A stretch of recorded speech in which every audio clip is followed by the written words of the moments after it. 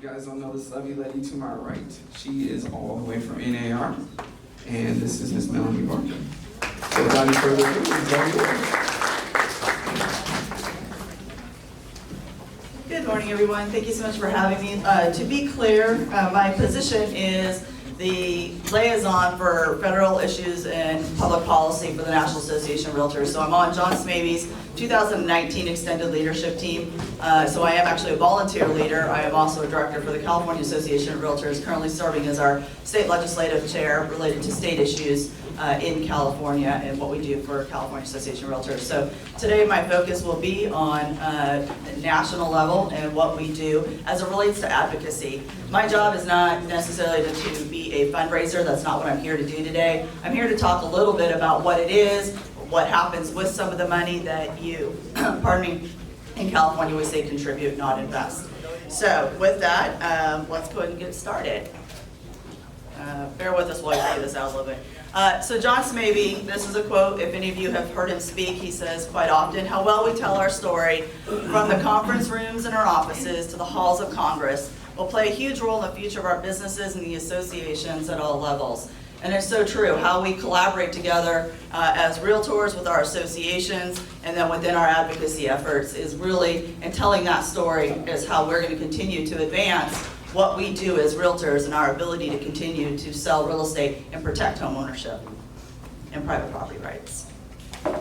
This is our mission. Again, it's to work collaboratively as realtors and with our associations to support public policies and candidates that support issues that affect home ownership and private property rights, not only locally, state, and national. These are some of the advocacy issues that were on the radar for 2019. These are issues that were selected by the membership through surveys. So let me pause for 1 second and say, if you ever get a survey from the National Association of Realtors or the California Association of Realtors, and I'm sure from your local, that information is absolutely utilized to help plan and protect private property rights, plan for our association and our organization. It means a lot to the association leadership and staff to hear from you as a member on the street. So please take those seriously and take the time to do them. So these are the results of a survey that took place. Infrastructure being a really big part of the concerns for the realtor members. You can build all day long sometimes in some areas, but if you don't have the infrastructure to support it, then it makes construction that much harder truly to achieve, right? And infrastructure is highways, roadways. In my area, I'm from a rural area, it's internet access for us, for broadband and the like. So that's infrastructure that we're kind of talking about. Federal taxes and real estate. In California, we know that the state and local tax deductions have affected us when it comes to some property values. Would reach around $500,000 or more, and it starts to really affect a buyer's ability and willingness to purchase a property. Access to credit, that's government-sponsored enterprises. And the government-sponsored enterprises, if you don't know who that is, it's Fannie Mae and Freddie Mac. They are the secondary mortgage market. So when you get a loan, as an example, from a Wells Fargo, a Bank of America, and unless you're a portfolio lender, or buyer, they don't want your loan. They don't want to keep it, right? So they package those up and they sell them on the secondary mortgage market to Fannie Mae or Freddie Mac, and they buy them in bulk.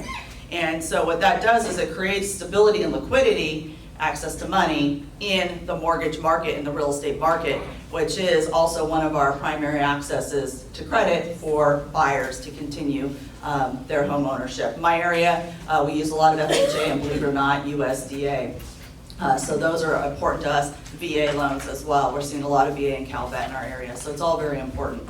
Association health plans is important to some, not others. National Flood Insurance Program. The policy committees, again, are under kind of like, I kind of help hang out with them, I guess, for lack of a better way of putting it. So one of the things we're working on is National Flood Insurance Program. We do have a work group put together right now to talk about natural disaster insurance, and we'll see where that goes, but right now we're primarily focused on NFIP.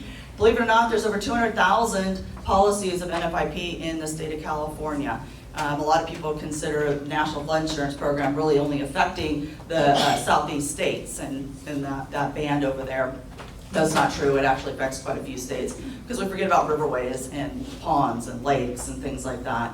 And then commercial real estate, that really had a lot to do with the opportunity zones that is now available for our realtors to hopefully capitalize on that and do some work in those opportunity zones. I don't have a list of the opportunity zones with me today. Technology and the technology sector, that had to do with privacy, data privacy has to do, oops, my phone's doing something weird over here. It has to do with data privacy and then understanding the technologies that grows and changes very rapidly in our business. And then fair housing, continuing to honor and commemorate the fact that fair housing is important in our society, really. And I think we see that a lot in California. We're a very diverse state.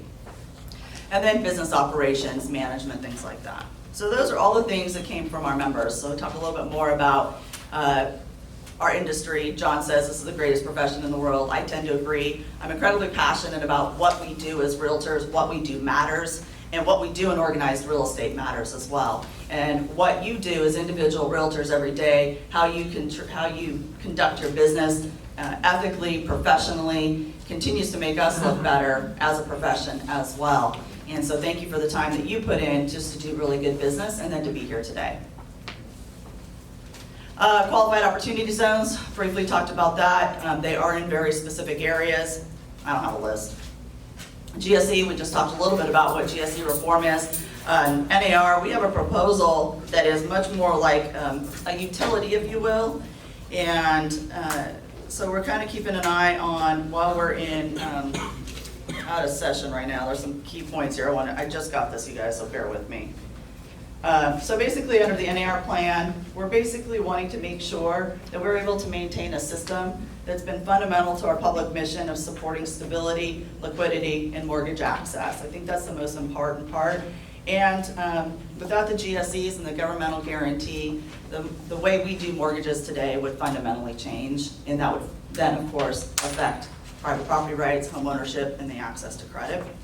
So I think that's something that's just, we can't drive home enough. And so when you get those calls for action, it's really incredibly important that you respond to them. Our legislators, believe it or not, do listen to us. We are one of the most, if not the most, respected trade association in the state of California and on Capitol Hill in Washington, D.C. We have years and generations of relationships. There are over 100 new members of Congress. So this last spring, with the spring meetings, we spent time educating those new members of Congress on who we are, what we do, and why we're important to the stability of the communities in which their constituents live. They do rely on us to give them information about our local communities, and they want to hear from you. They want to hear the stories. One of the things we're talking about at NAR is stories and telling our stories. When you meet with your legislators, be prepared to talk about how commercial real estate or housing has affected your clients, good, bad, or otherwise. They want to know because it is the people that they serve, and they know that we have a direct connection to them. We know that we just had the confirmation of Mark Calabria not too long ago as the Federal Housing Finance Agency Director. He has some ideas around GSE reform that we're kind of keeping an eye on. Data privacy and security, protecting realtors and clients. Back in December, our legal team and some of our leadership team met with the FBI and some other agencies to talk about data privacy and making sure that we understand how we can educate our members on data privacy issues and protecting our clients. As we know, that's kind of a big deal, right? Hacking, we hear a hacking story probably every day. God knows, like, I have a Capital One account, I don't know if y'all do, but I don't know where my credit's at, you know, whatever. But we need to be aware of it for our clients.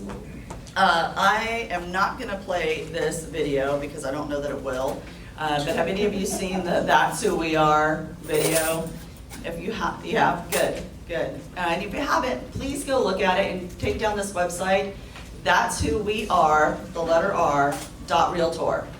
And go take a look at it. There's some really great campaigns out there that you can also use on your social media sites. We encourage you to also tell your own stories. We're highlighting stories of our members on social media, on our Facebook pages, and it's really kind of a fun campaign to tell our story in a very meaningful way. So there's no house heads, there's no playing or anything like that. It's just a real honest conversation about what we do every day and what you do every day.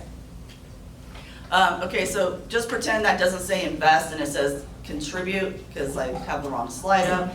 So this is voting, acting, and in this case in California, contributing to the Realtor Party. So we understand that when it comes down to it, politics is kind of a dirty word. There's a lot going on out there, and my guy may not be the guy you like, my gal may not be the gal that you like, but within our organization, we look at what's good for our consumers and our realtor members in the protection of private property rights and advancing the issues that we know are good for our communities.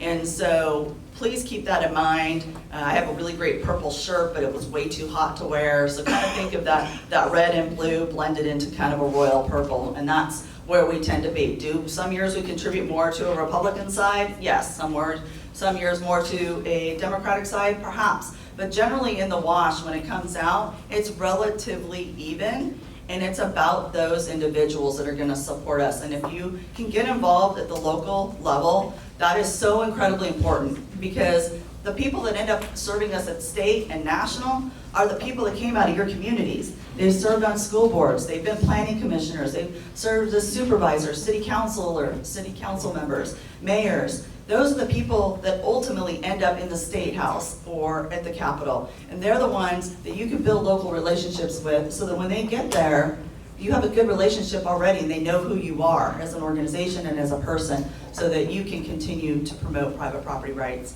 Voter registration, we have about 15% of our members nationally that are not registered to vote. If you can register to vote, please do so. Your voice matters, and your voice matters, again, very poignantly at the local level. Now, I don't care if you don't vote for state or national candidates, quite frankly. I do care that you vote locally, because that is the single largest impact that you have in the political arena in your everyday life. And you need to take it very seriously, because otherwise things are going to happen to you, and you're not going to like what happens to you. And broker involvement program. If you're a broker owner of a business, we have a broker involvement program. I'm sure Albert can get you the information on that. I don't have anything handy, but it's a really great program, because one of the things that we've discovered is that we end up being, as an and I'm talking about organized real estate in this case, right? CAR, NAR, that our voice can get lost because of all the emails that come out and communications that come out. But you're going to listen to your broker for the most part, right? Or they're going to talk about it at a meeting, and the agents tend to have better connection. It's that it's that touchy-feely connection. So brokers, please get involved in the program, because you do have a great impact there too. We have a consumer advocacy outreach grant. Albert, you know a little bit more about that? If not, I can talk to you a little more offline about it. So there's programs that you can do. One of them was Tracy, I don't know if it's in here or not. Okay. So Tracy Casper, who is one of our current vice presidents, she built a veterans garden and got a $1,500 grant for her community in Idaho. And when it all said and done, everything ended up being donated, which was really cool. So it's a peace garden for veterans with PTSD. And they ended up getting a lot of things donated once the ball got rolling, and then that $1,500 was there for maintenance and things like that. And it's just been a really great gathering point for people in her community. So there are things like that you can do with that outreach grant. Take action. If you guys are not signed up for these mobile alerts, I don't know, through your program, Albert, do you guys send the NAR ones as well? Through your text program? Okay. So this is how you can get mobile alerts. We don't send them out unless we really need you guys. So text the word Realtors to 30644. That would be fantastic. I promise we don't spam you. And then this year we're celebrating 50 years in NAR, we call it RPAC, the Realtor Party Action Committee. In California, we call it the REALTOR Action Fund. So either way, if you contribute to either of those, there's some things going on. We talked already a little bit about being partisan. We are in fact bipartisan. I don't need to, this is a good one. This is myth versus facts, right? So I don't need to invest because my dues dollars already paid to lobby for issues, and that's just not true. We cannot do that. It has to be contributions from you. Or excuse me, in this case, yeah, contributions, I use that word. Okay. I get confused with words I'm allowed to say sometimes. So our PAC investment is only important in election years. That is actually not true, because we have tons of issues that we work on all the time. So part of the contributions you make go to either candidates or issues, and it depends on how your local association divides some of that up. But I guarantee you there's lots of local issues that you guys are probably working on, right? We have a housing crisis in California. Can we admit to that? Right? Can we also admit to the fact that and accept that basic economic principle is supply and demand? That we have a higher demand than we have supply, or the supply we do have isn't the right supply because there's not enough of it for us to get entry level buyers in to homes, right? And I live in an area where my market goes from $200,000 all the way up to $5 million. So for those of you that know California geography, I live just outside Yosemite National Park in a small community called Oakers. My total community population, for the love of God, I have not had enough caffeine this morning. So our population in total is maybe around 60,000 for about six communities. And we primarily rely on tourism as our economic driver, and that doesn't pay a lot of money, right? I mean, you're lucky to make $15 an hour. So you cannot afford in a two-income household that both making $15 an hour, you can barely afford a $200,000 house, depending on what the rest of your debt is. So we don't have the right kind of inventory either, even though we probably have a little bit more of it than you guys do. So we don't buy votes. We just can't. So we'll just say that. It just doesn't work that way. And so this is talking about advocating in unison. And again, that's that collaborative effort between our members, our local association, our state association, and the national association. We are 1.3 million members. And when we speak, we are listened to. In California, we're over 200,000 members. I'm not sure what your local is here, but I know you guys are a good-sized association, probably bigger than mine anyway.